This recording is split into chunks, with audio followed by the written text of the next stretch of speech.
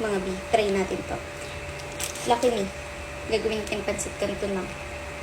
Ayoko ng ano, may sabaw. So, let's open it.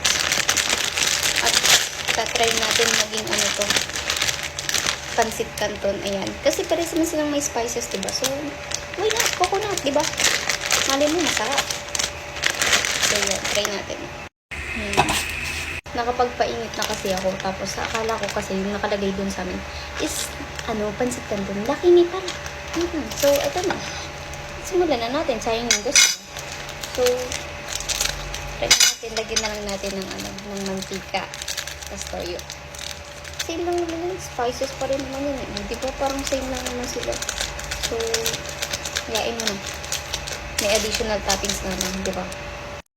Di ba? Yun siya. Hindi kasi ako mahilig sa ano, mga bisa Lucky Me. Talagang gusto ko, ano siya, yung walang sabaw. So, pansit canton talaga ako. Kaya gagawin natin yung chicken na Lucky Me ay magiging pansit canton. So, lalagay na natin siya. So, ayan siya. So, lagyan na natin ng mantika. Para same lang talaga sila. Diba? Konti lang. Eh, sige, konti pa pala. Ayan. Tapos, toyo. Dapat may kalamansi ito, eh. Ayan, toyo.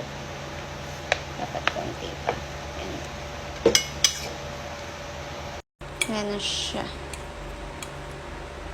So, moment of truth. Tikman natin kung masarap.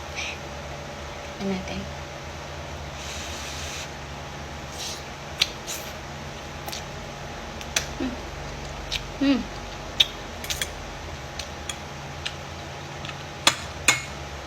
Ang alap.